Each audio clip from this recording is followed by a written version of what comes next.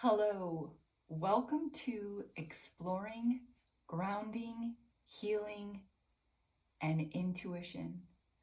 I'm numerologist and intuitive healer Tricia Gunberg. If anyone would have told me, say 12 years ago that I would have been a published author, I would have said, yeah, maybe. If they would have told me that I had intuitive abilities and that were, psychic, I would have fallen off my bar stool. I've come a long way in 13 years. I have one of the books here that prompted me something more. Did my first meditation after reading this and doing some of the exercises, which I'm going to share with you during the workshop.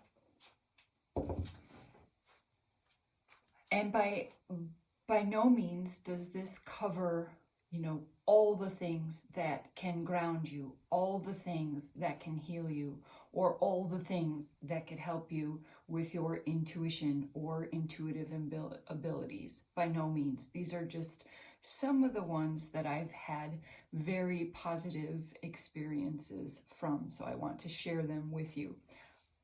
Our goals of this workshop are twofold. One, so that you can experience them, okay? And two, that you can find the most delicious ones and use them over and over again. So don't worry about taking notes while I'm talking, but when I pop up the be still here and feel, of course, do that. Pause the video, and when you think you're complete in your feeling and making that assessment as to how the exercise feels for you, then take notes. And then, of course, start the video again for the next piece. We are going to, then our second goal is to discover which one of those things is the best for you. And that's what those notes are for. So to experience them and discover the most delicious ones. All right, we're going to go over grounding, breath, visualization, quantum clearing that I learned from Dr. Cynthia Sue Larson, affirmations, sound. We're going to talk about the power of handwriting, oracle cards, or oracle in general, essential oils, and Reiki. I saved the best for last. That really blew the lid off my abilities. Okay, grounding. Let's start with that. And right now, I think it's so important, especially if you have a 7, 2s and 7s, especially grounding. Grounding is really important. If you do any healing work, grounding is so good. Your feet, when they're in contact with the ground, your bare feet, they take up electrons. And then electrons displace the free radicals in your body, just like antioxidants do. I know it's mind-blowing, isn't it? You can Google it and find lots of information on that. But just short evidence, an electrician will wear rubber-soled shoes, right? So that the electricity that's flowing doesn't go through the boot and into his or her body. So it has to stop it. So if you're questioning whether that's even possible, that's just some evidence right there. The best place to do grounding, or earthing as it's called, is at the ocean side, right on the beach where the water is coming in, or wet sand. That is absolutely the the blessed place, yes, the blessed place to do that. Of course, grass, standing in grass, going for a walk in grass, and then on down, you know, wood's better than concrete. I think concrete's better than blacktop, so on and so on. Being outside, barefoot, and standing in Tadasana. I do have a video for that. My yogi, Yuki, and I did a video together, but right now, stand as tall as you can. Imagine a string pulling your head up. Did you see that? Oh, my chest became open. I became even taller. And as you're standing or even sitting, this is okay if you're sitting right now, imagine roots coming from the bottom of your feet and into the ground. And even standing or sitting, you can imagine them coming down from your tailbone as well, into the earth. And as much time as you want to spend visualizing that, I've received some visions myself, different colors as I'm doing that vision. So guess what? Right now, we're going to be still here and feel. So do just that, standing or sitting, doing your visualization with your roots into the ground as you breathe, just very simply. And then pause the video so that you can do this exercise and then take notes.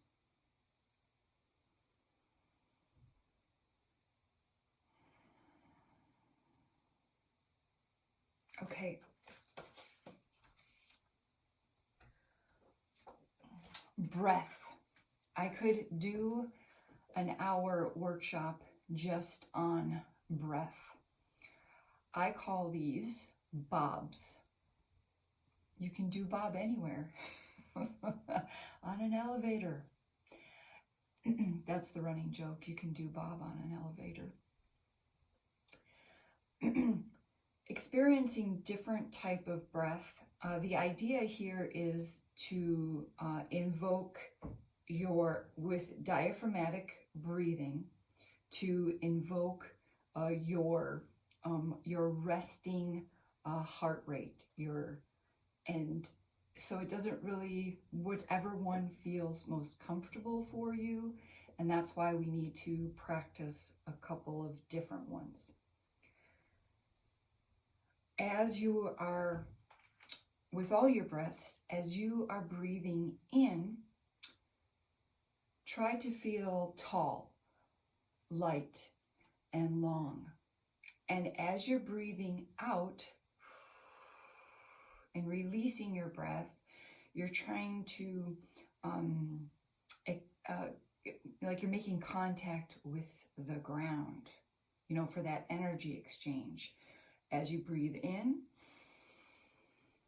I accept all that serves me. As I breathe out, I release all that does not. And the earth is making that exchange with us, taking what does not serve us, because maybe just like something out of your closet that you release to a donation center, somebody could take that and use that. It's the same energy exchange, okay?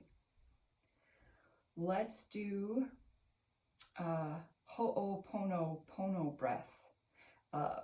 Yes, if you've heard of the Ho'oponopono prayer, I love you, I'm sorry, please forgive me, thank you.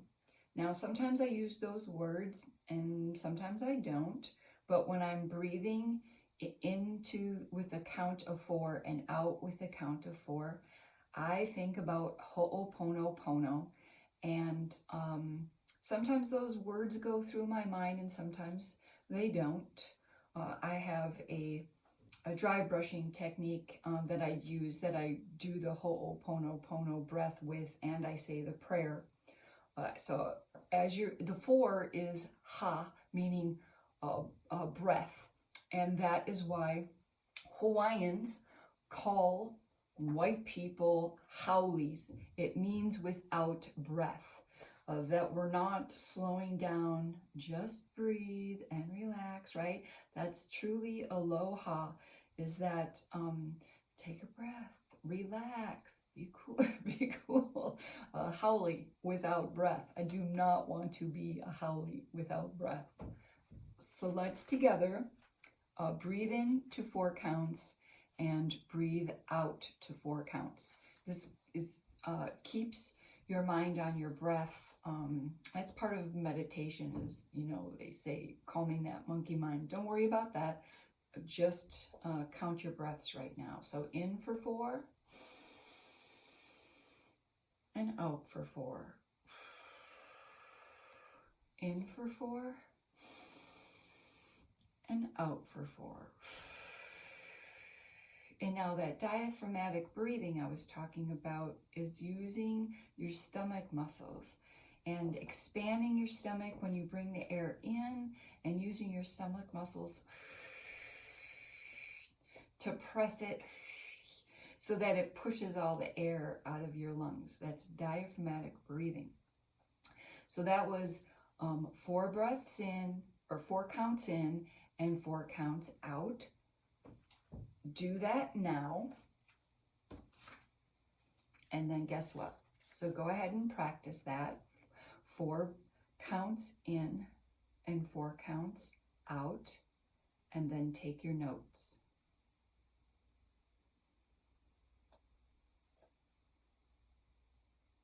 Okay.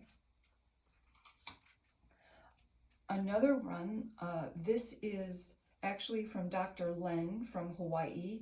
He's one of the people that I learned the Ho'opono breath and that concept of Ho'opono from Dr. Len.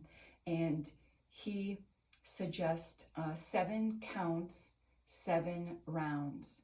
So it's in for 7 counts and hold for 7 counts, out for 7 counts and hold for 7 counts, in for 7 counts and hold for 7 counts. And again, that would be considered a round. And I think of it in terms of a box. So let me do 1 round with you, and then you will you'll do it on your own, a full 9 counts. You can also count them on your hand, once you do a round, or you just simply can do that 7 counts until you feel finished. Do your normal breathing, and then check in with yourself. Just be still for a few minutes and just check in with yourself, and then take your notes, okay? So 7 counts in, hold, and I'm going to do one of those with you. So ready?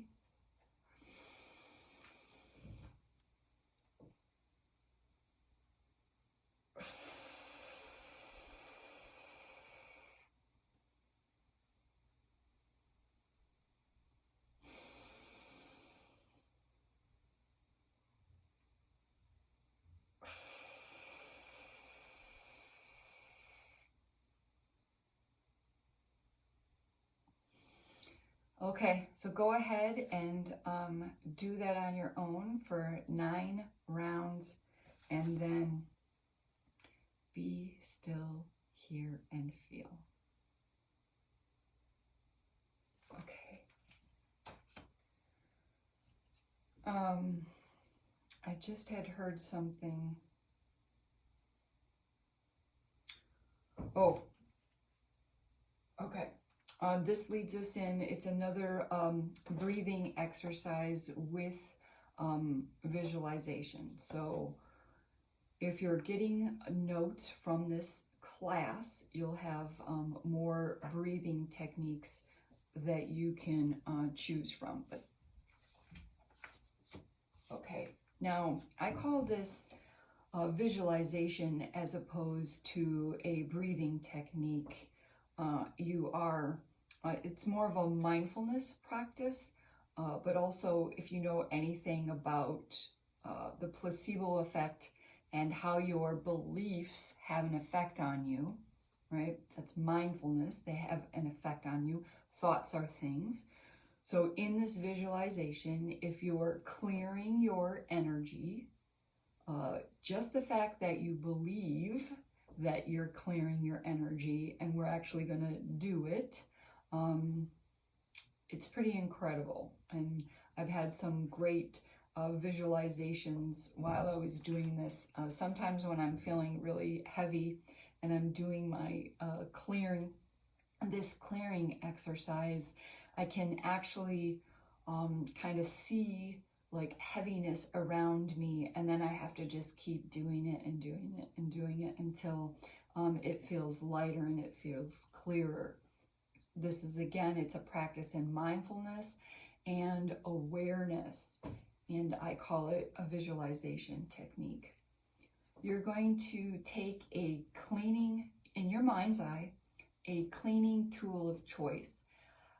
Sometimes I just visualize a Q-tip, and other times, like I said, when it's heavy, I'm like, oh, we got to get the big guns out, and I have a Hoover vacuum cleaner. And what you're going to do, I'll prompt you, we'll do this together, is whatever cleaning tool you visualize, that's where you're going to be taking to the areas of your body as I make the suggestion. And there are some, I've done this exercise with other people who said, I didn't see anything. I tried to picture a tool and I couldn't see anything. That's okay. Or nothing happened. That's okay. That is, you're retraining your brain, or you're training your brain to see with your eyes closed, which is, it's a very powerful thing. You know, like your dreams. You see things with your eyes closed all the time. Okay. Pick the cleansing tool of your choice and close your eyes. And we're going to start at the top of our head and around to the back side of our body, looping around our heads. And now cleaning the front of our faces, our throat and our neck. And now going to the back of your head. And now the tops of your shoulders. And now your backside with your cleaning tool. Circle around to the front and clean your chest and your stomach on down to your hips. And now let's clean that right forearm, the back of your forearm. And now down to your wrist and the front and the back of your right hand. Now let's go over to your left forearm. And now the back of your left arm. Down to your wrist. And now circle around, get your back of your hand and your palm. Let's go down to your hips. So we're going around them, swirling around, cleaning all of that. That's our creative center. We want that super clean and without any blocks, especially if we have a 3 or a 1 in our numerology. Okay, on down. Let's go around our right thigh. Make sure you include your buttocks back there. Down to our knee, around and around, and our calf, front side and back side, shin, and now our entire foot. Really clear that energy from our feet. There's a lot of energy that comes from your bottom of your feet. I can connect with it while I'm doing Reiki. So really kind of scrub down there. Let's go over to your left leg and get that hip in the buttocks and around your thigh and front, the back of your hamstring and your knee, around and around, your shin and your calf. Now around your ankle and your foot, maybe, like a little scrubbing motion there, bottom of your feet and your toes. Nice. Guess what's next? Be still here. Be still here and feel. And then pause the camera and take your notes. I wish I could record what's going on here. I wish I could record it. Okay, quantum clearing. Dr. Cynthia Sue Larson, her tagline is fake it till you make it. And not fake it like, pretend you're an influencer and spend $5,000 on a wardrobe so you don't wear the same thing every day. That's not what I mean by fake it till you make it. Something more of the lines of, was it Eleanor Roosevelt that said, don't let fear control you. Like, do one thing every day that you're afraid of. Convince yourself that you can do it. Just do it. And you're not going to die. That kind of fake it till you make it. And she has exercises in her book. She's a scientist, and she talks about quantum clearing. And these are a few exercises from her book that we can do together.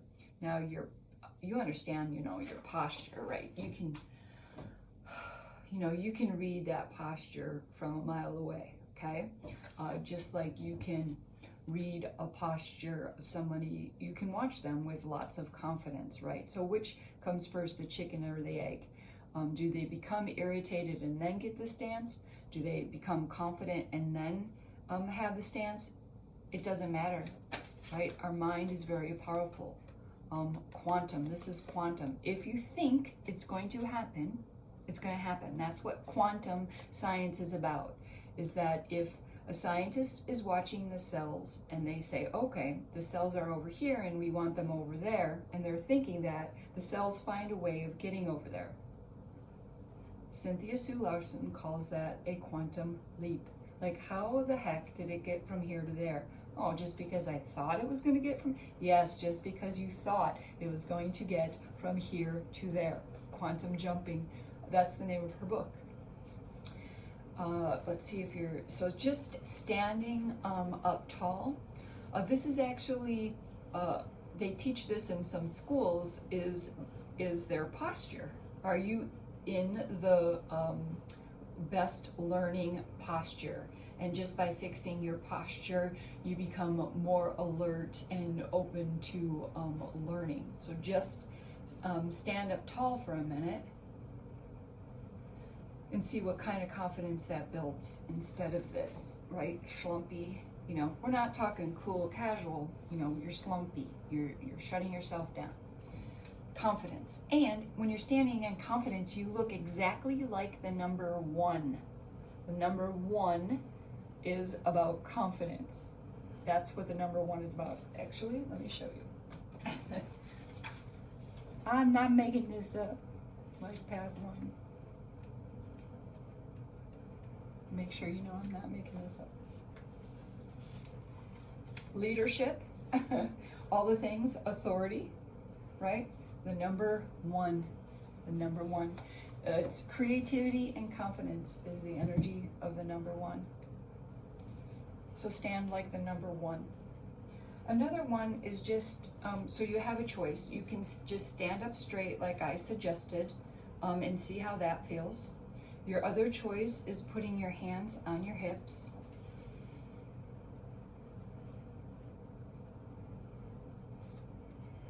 right? That's very intimidating, isn't it? And you're like, oh, if you came home from school and you saw your mom, standing like this on the porch, you probably wish you didn't come home from school. But try it once and not from the intimidating perspective, like I want to intimidate you, but from your own perspective of how does it make me feel. And then if you ever have to go into a situation where you need that confidence, you can run to the bathroom and stand like this for a while and brew up your own confidence. Another one is leaning over and putting your palms on the desk. If you are in a situation where you can do that one, palms on a desk, and stand there for a while, and then, see how that feels for you after you've done it for a while, or just being in the stance, be aware. And then the kicked back one, and now I can't show you because of my camera angle, but sitting on a desk chair and putting your feet up on the desk. And then you can really drive the point home by leaning back and putting your hands on the back of your head. If you've ever walked into your boss's office and he was sitting like that, you know what I mean. It is it's just a posture of confidence, a little cocky confidence too. Go ahead and try it for yourself, any one of those exercises. And then, of course, be still and feel what those positions do for you. And then make a note of it. Okay, where are we at? Affirmations. Okay, I have writing your affirmations is the absolute most powerful, and I have an example here, and which is why writing is one of the suggested exercises. Affirmations.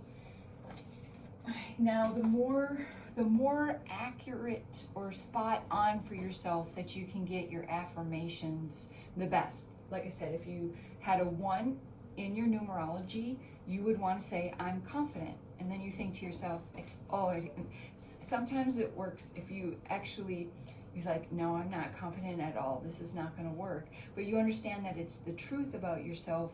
There's a point where you no longer feel the resistance, especially when you read it about yourself.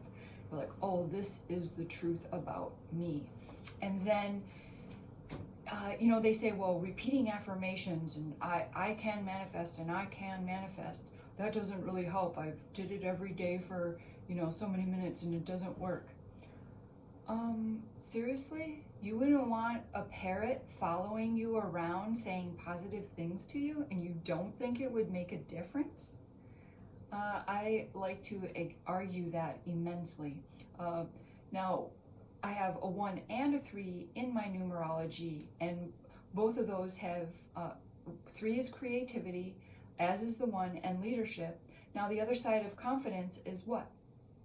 And the other side of creativity is what? So if I'm working the opposite energy, that can bog me down. I'm insecure. I don't want to put my creativity out there.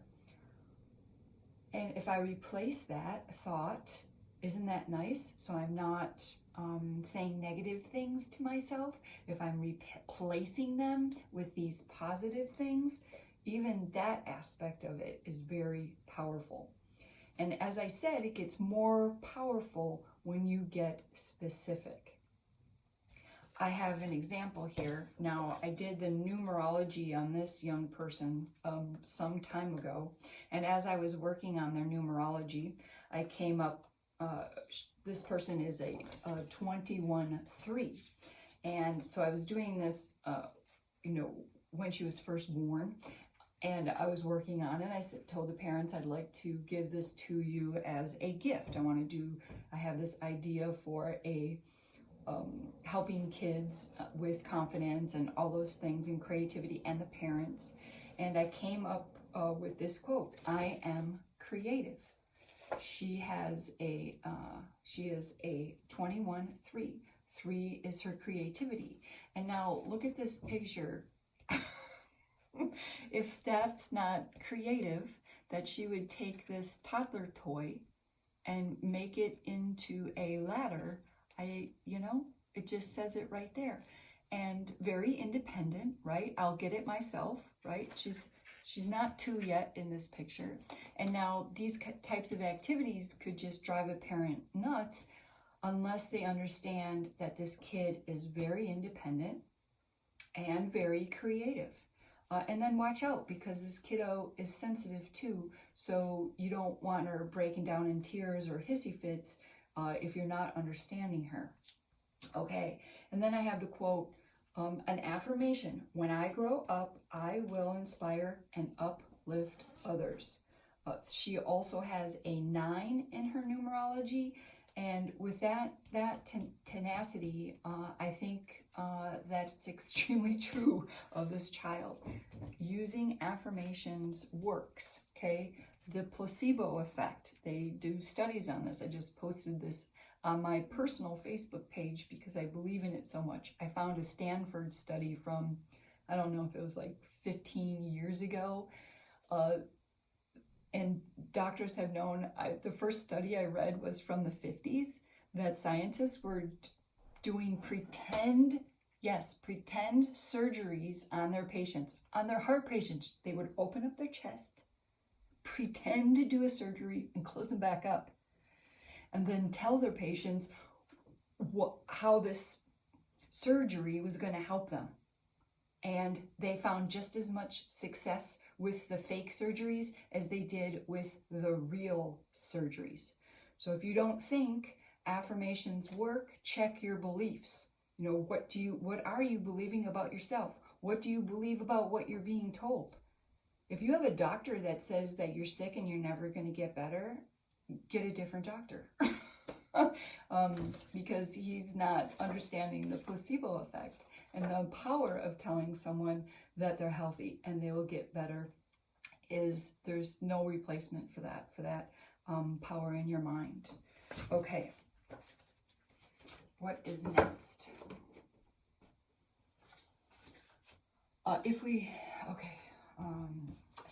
Sound healing.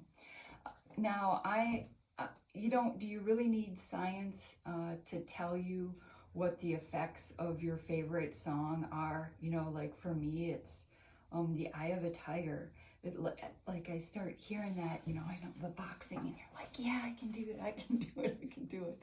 And then there's a hertz, and I can't remember what it is, a hertz measurement that has a physical effect on your body.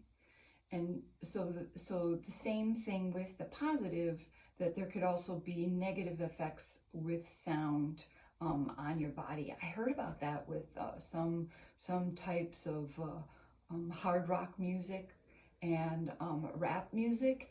And now for me, I love a lot of rap music and I love a lot of rock music. But every once in a while, I hear a song and I'm like repelled by it. Sometimes it's the language that they use that repels me, but sometimes it's the sound. And so I found that very interesting. So the positive is true as well. And this is especially important if you have a 2 in your numerology, your sensitivity to that sound.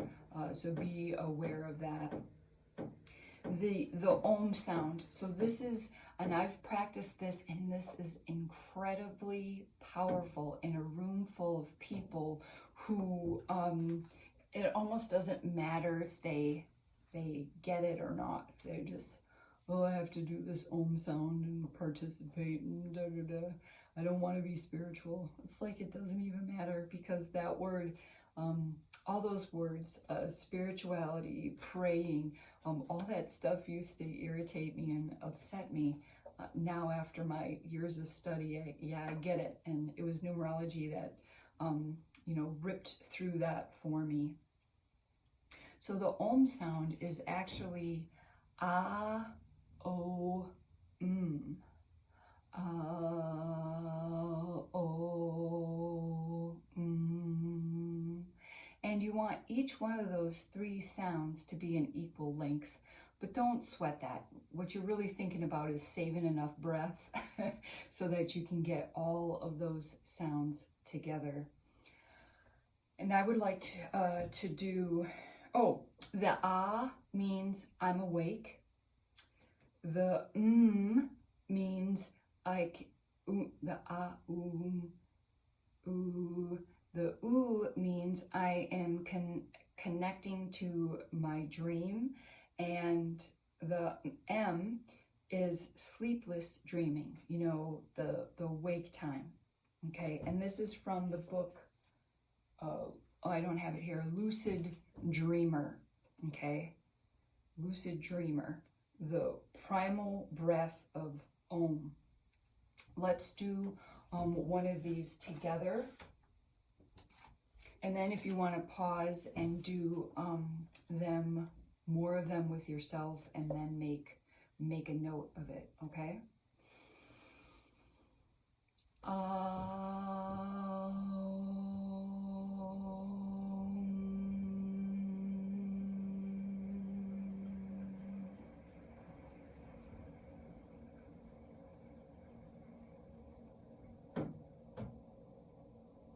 Okay, that was sound. All right. Handwriting. This is going to go, this repeats. I'm going to go over the repeating the affirmation. This here, I have a CD here. The first time that I heard about this, it was at a whole expo in Durango, Colorado, many years ago. My first numerology class as well. Polly here, she studies handwriting. You know, what's the name of the science? Where they try to find criminals and they use their handwriting, like their personality traits, through their handwriting. And she thought to herself, well, can the opposite be true? If you changed your handwriting, would you change the outcome of your life? Indeed you can. So she suggests, this is, I call it money bags. She suggests when you're drawing your G, your Y, and your J, that little belly down here at the bottom is actually money bags. Those are your money bags. So check your handwriting right now and see if your money bag, I made sure I had a big money bag on my Y on my book. Check to see if your money bags are in line, or maybe check other people's. Is your money bag in line with it? And if it's not, and you want more money, this goes back to that the affirmation, right? You know, I have everything I need. I have plenty of money. When you're writing and you're thinking that, that's powerful. It's powerful. The cross. She explained that the T, the cross in the middle of the T, could remind some people of Christ's suffering. And she said that once she made that connection, she decided to say no to that. If it's subliminal, or if it's, she's like, nope, done doing that. So she no longer makes a lowercase t. She puts a T, the line at the top of the T, always making a capital T. And I thought about that, and I'm like, yeah, I'm here to enjoy life. But at first, I would actually, kind of cuss about it and say I'm not here to suffer. And then I'm thinking, that's not very positive. Then I changed it.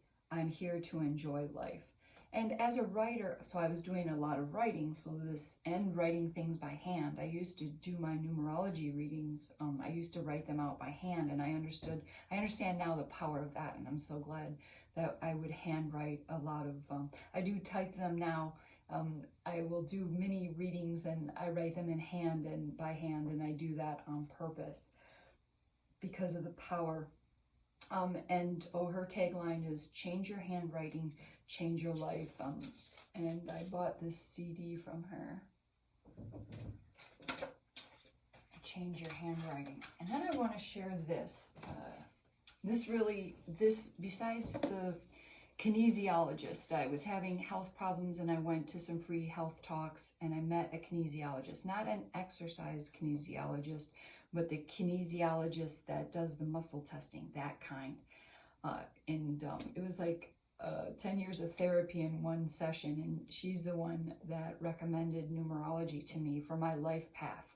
She didn't feel I was living my life path, and she was like absolutely right. My other piece to that was the first time that I meditated, which was a few years before that, and that was inspired by something more. And doing the exercises in here is what made me do my very first meditation. And then I moved to Colorado, and it just blew the hinges. One of the things that blew the hinges off my life for the better. One of the exercises that she suggests that you do is buried dreams.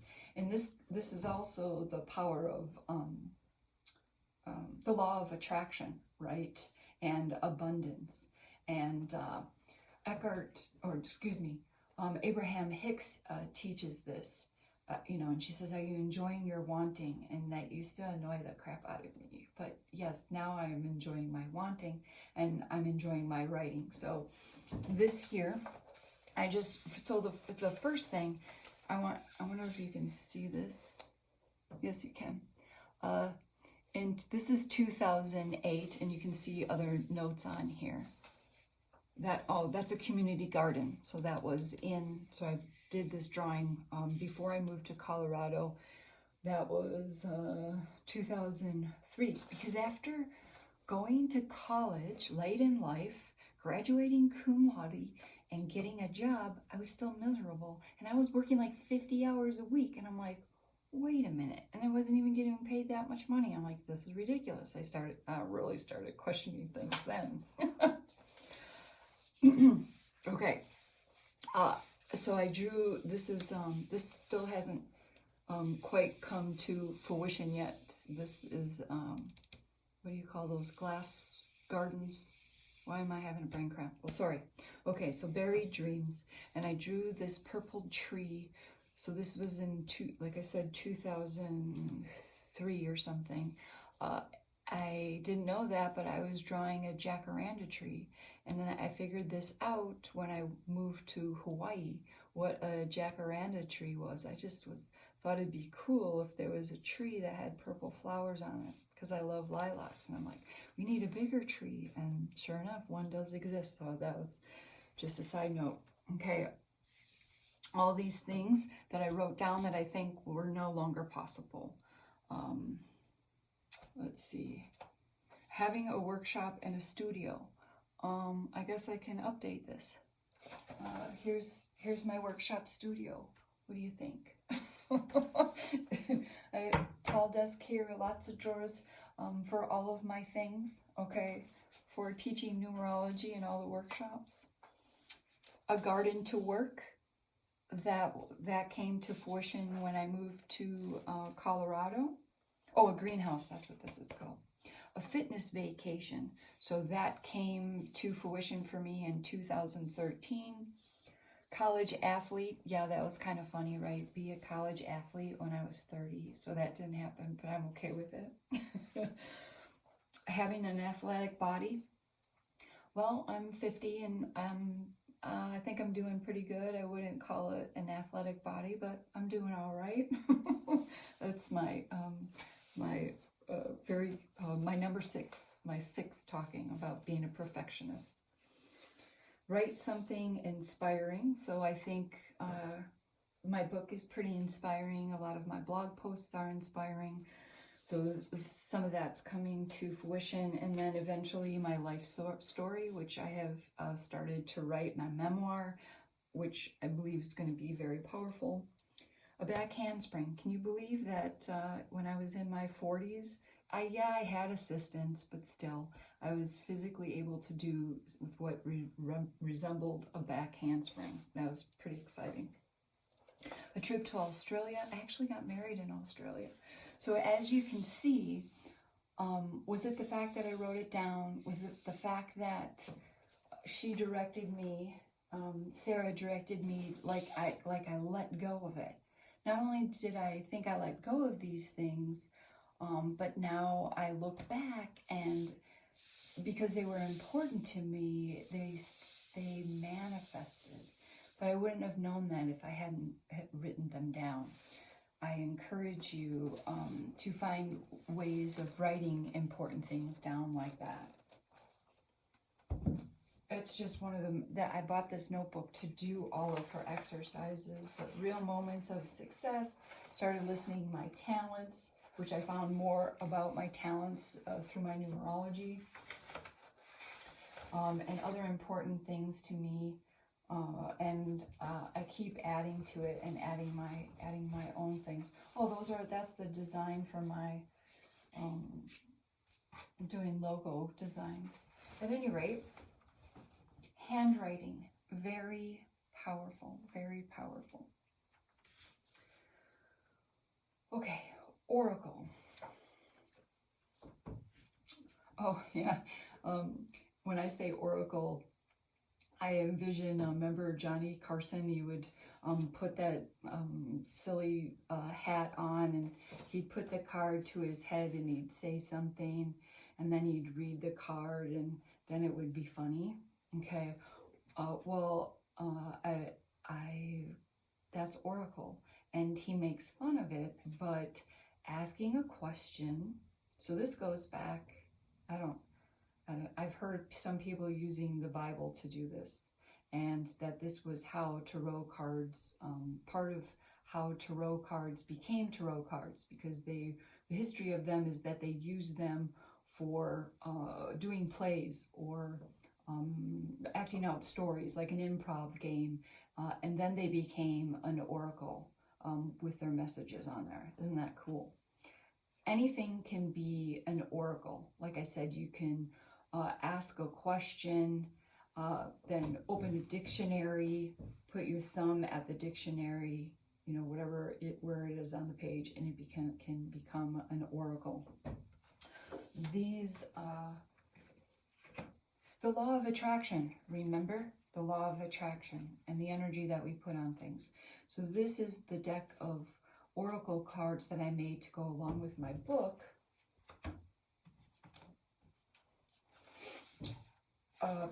So this is, you do your numerology to figure out what the best way to work out, and then you use an oracle card system. Here they are. Frequency. So you would make your own card, figure out the frequency, duration, and activity. And you just pick the cards like somebody was picking tarot cards, and you do it for yourself. If you're making the card, it has your energy on it. If you really want a fitness program to work for you, then you're really guiding yourself, and isn't that powerful, right? You would write 3 cards with activities on it, 3 different activities. Then you would write 3 cards with a duration. So this is all, the duration would be, if you don't walk at all, you should put, 10 minutes on there as one option for duration. Maybe one option, one for Crumb, 7 minutes. I have no idea what your fitness level is. Or what's out your front door. If it's a hill that goes straight up, maybe you can only walk uphill for a minute, and then you got to turn around and come back. No judgments, right? Okay, this is a very powerful way to help yourself, and this is actually the same way I call it, get your to-do list to done, is that because of that 3 energy that I have, I get very distracted. I'm pretty organized, and when I need to get something done, I can, but every once in a while I get distracted. And so when I was writing this book, I didn't want to get distracted, and I wanted to use the power of numerology. So I would have my oracle to-do cards written, And then I would just, of all the activities that I would have to do for that day, and then I would just pick them like you would tarot cards. And the frustrating part about that is sometimes I would put, a lot of times, I would put like watch TV or sit in the sun. I never one time picked watch TV. Like, you know, you think I would try, right? Oh, I think I wrote it on the piece of paper that has a bend in the corner, so I should pick that one. No, I never.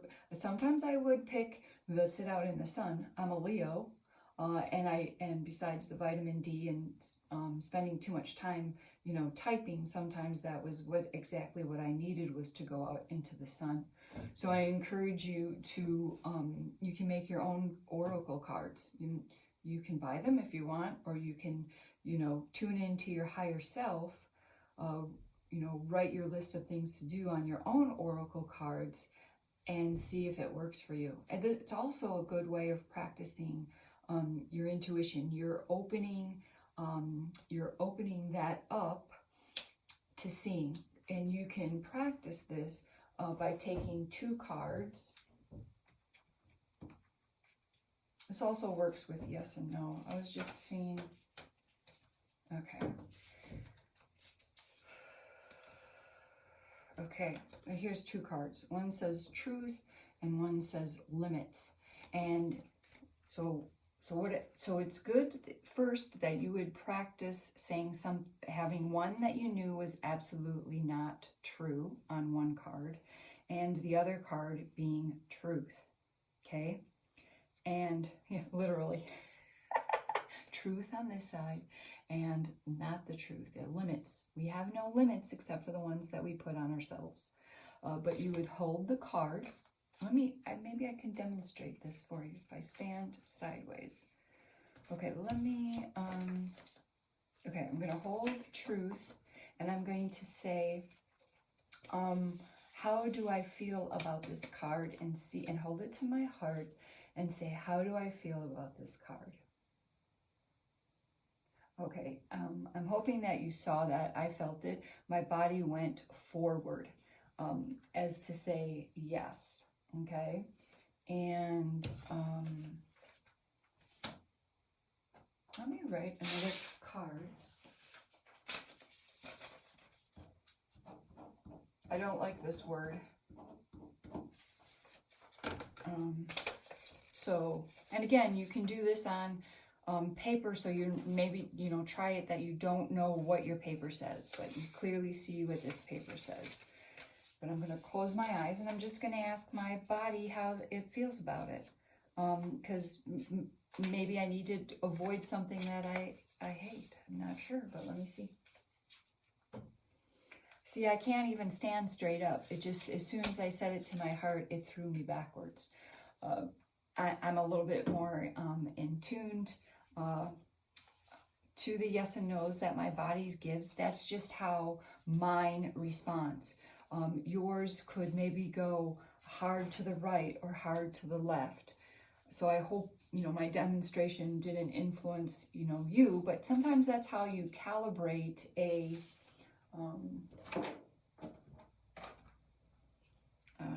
sometimes that's how you calibrate your tools. You can say, I'll put my elbow here, see if you can see. You can say, you know, show me yes. Louder.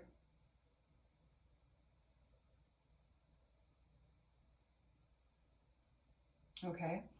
Or you could say, if it's not calibrated, you could say, this is yes.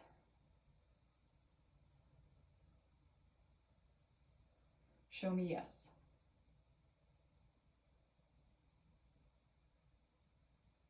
We're getting a little bit more from it. Okay, so sometimes you can calibrate it, and sometimes you can just say, you know, show me yes. You can say that to your body. Show me yes. You can just stand in your Tadasana, clear your mind, you know, do some of the breathing things that you worked on, and just say, show me yes. And I went slowly forward. Show me no. And I went slowly backwards, okay? You can calibrate yourself, or you can just ask your body, because I suspect that if you have a 2, it's going to be more of a feeling than like a physical movement. I'm a 1, so it's usually I have a physical reaction. My yes or no comes in my head and my ears, and other people can feel it. So it's a physical manifestation of my intuitive abilities. If you have a 2, and it might be quite subtle. It could be like a tightening of your throat, or it could be a lot of things, and that's why you need to practice the grounding and the clearing and that tuning in, so that you know when your body feels when it's in neutral. This is also why you need to keep your body clean and clear. Don't go have a glass of wine and try to do these exercises. Just don't do that for yourself. Keep yourself clean and clear, so that you can really tune into what's going on. Even if it's pain medication, or make sure you're not having too much caffeine, or that you're well hydrated. That's my motivation for drinking water, so I don't get a headache, because I don't want to confuse that with when I'm tuning into somebody else. If I walk into a room and I suddenly got a headache, that belongs to somebody else, and so by keeping myself clean and clear, I understand that it could be somebody else's stuff. Okay. That was oracle cards. Beautiful. Essential oils. I have my 2 favorite essential oils here. Essential oils. Oh, where's my book? Oh, shoot. It's in my car. Oh, bugger. Okay. I brought it for a client to read about tea tree. You got to be really careful with tea tree. It could burn your skin. It's very good for germs and things, but you got to be careful.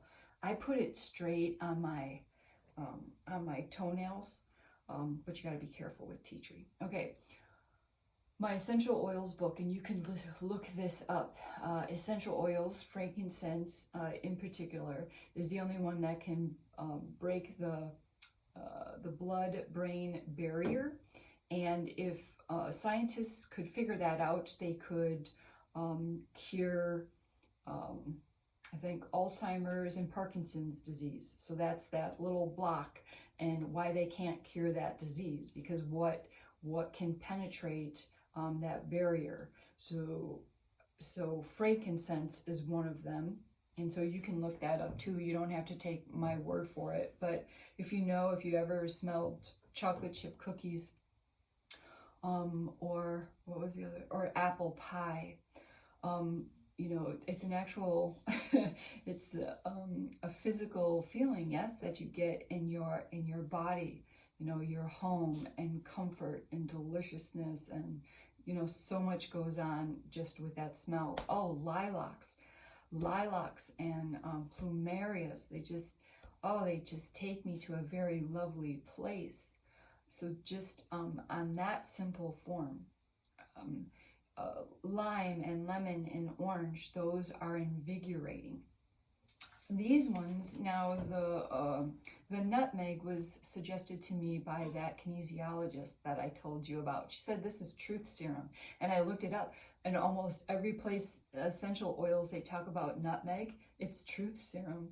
And because I was working on figuring out what the truth was about me, she suggested I put this on the bottom of my feet before I go to bed. I'm not sure if I had told her at that time how powerful my dreams, that I remembered my dreams, and I've had prophetic dreams before. And so, so she suggested that. So every once in a while I still do that. And it's a great thing to do for the bottom of your feet, right? Massage your feet with a little bit of oil, no matter what kind of oil it is. So it's it's a twofer, twofer. Doing self-care and connecting. And remember, we go back to the affirmations, right? What is the truth about myself? I want to know the truth about myself. And then it'll come to you. It'll come because you put it out there. Because you told the universe you want to know. You want to know. And then the frankincense is very good. This is what I often do. Right here, right? Our third eye, we didn't even talk about that.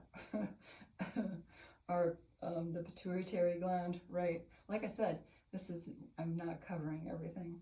On my wrist, under my nose. Oh my gosh, that smells so good. And I'm very fussy about what kind of frankincense I have and where it's from.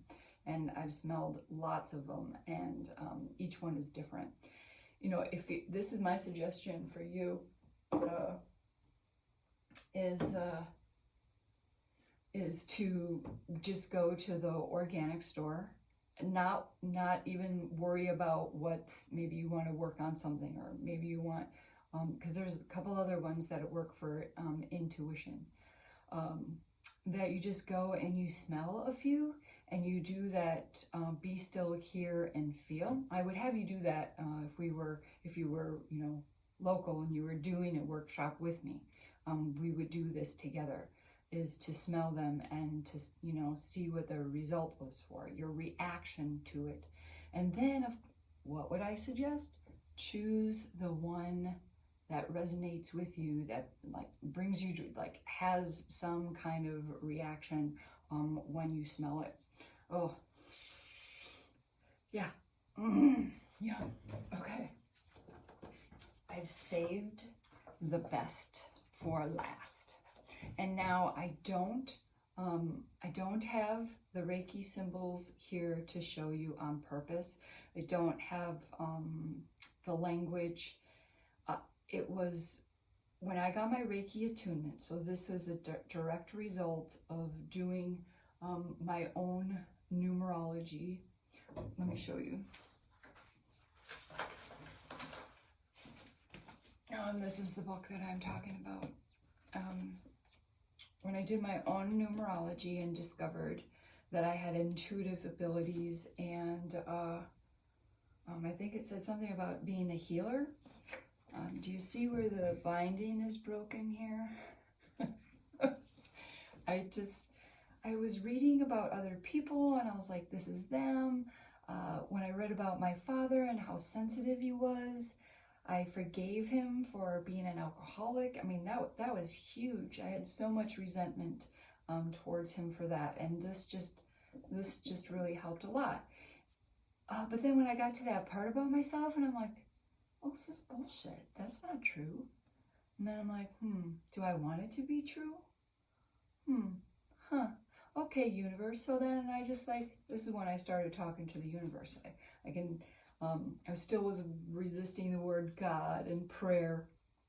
So I replaced all that with universe. Okay, I'm going to ask the universe. I put it out into the universe. Okay, if that's the truth about me, bring it on. And here I was having coffee or lunch with a friend of mine, and she said, oh, you know, my friend so-and-so, I really want her, she's a Reiki master, and I really want her to train me in Reiki, but she won't do it. I was like, and I want to pay her, she said. And I'm like, well, that's strange. And she said, I know. She can't print certificates, and there's some other things that she needs to do on the computer, and she can't figure it out, so she doesn't want to do it. I'm like, well, I'll do it for her. She's like, you will? And I was like, yeah, it's not hard to print certificates. I can create one and give it to her. This led to me getting Reiki attunement. Reiki 1 attunement for a work exchange. That led to the Reiki 2. It blew my intuitive abilities. So I went from, prophetic dreams and what I thought was insight and connecting to my guides with repeated numbers, to being able to place my hands while doing Reiki on a client and getting messages. At first, I connected those messages with numerology to make sense of it. Sometimes I still do. Sometimes the message doesn't come clear, or I need to get more, so then I reference the person's numerology to make more sense of it. The messages don't, it's not, I get a word and they're not always completely clear. Reiki, so hands-on healing. It is from Japan, and it has symbols. And so what my understanding is from the lineage, from the people that were taught before me and my teacher, was that the symbols were sacred and they were only to be shared. And that made sense to me, sacred geometry, and just the sanctity. I wasn't sure about the, keeping it a secret. And, I know that they've shared it other places. I share one of the symbols on my website, the Reiki symbol, but the symbols that you use for the healing, those are very specific symbols that you have to practice and you have to learn. And now, so this would be the same as yoga. You have the practice, you have the intention, and for each teacher, it's going to be slightly different. And just as an example, just any kind of hands-on healing. So Reiki from teacher to teacher and how it's taught and presented is going to be different. And then the hands-on healing, for instance, his name just left out of my head. Rice? He teaches that Reiki is, he kind of makes fun of it. He says, you have to face north and you have to put your hand like this, and then you have to turn left 90 degrees, and he makes fun of it. But guess what? He also was transformed with a healing energy. Eric Pearl, thank you. Dr. Eric Pearl, okay? He makes fun of, I don't think he says Reiki, but he's like, oh, if you, at any rate. But guess what? You can pay him money for him to teach you his method. So, right? But I want to respect the teachers that came before me. I'm about to get my Master Reiki attunement from a different teacher. So it's not the teacher that gave me level 1 and level 2. And I'm doing that with a lot of purpose, kind of like some fresh, new perspective. And my teacher is a hypnotherapist, which I also think is very powerful and could be something that I consider in the future, because I know, right, that how powerful thoughts are things, and the placebo effect, and how I can empower myself and empower others. So Reiki, if you have any questions about any of this or healing, if you're a massage therapist or you're shifting gears, I would recommend that you learn about Reiki, or just do the level 1. That was my commitment, was I'm going to do this. It's going to be for myself, and I'm going to give Reiki to my cats or, to a broken tree. I go, myself. It was just complete selfish. I was just going to use it for myself. And then my teacher said, no, you're going to give 3 healings away. And I was a little upset about that. I'm like, I don't touch people. No, I'm not doing this. I don't even hug people. I'm not doing this. But because I'm a good student, and because I still was, calling the universe out on, this whole healing and intuitive abilities, I was like, okay, well, all right, the universe brought me this class. I'm going to do it to its full thing. But then I discovered during those readings that I was like, my body was reacting. I was seeing things like a dream, like a movie. I was like, hey, hold up, wait up, what? What? So a truly selfish act led to so much my creativity, my classes, my passion, and connecting with intuitives, so many people with abilities, and they just want to keep a lid on it, which I did it too. I kept a lid on my abilities, and I released them bit by bit, with people that I trusted that were close to me.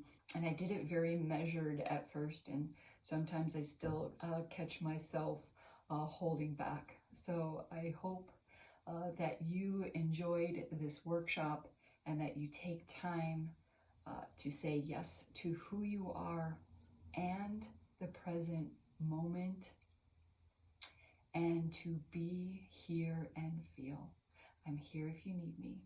And until next time, know that I love you.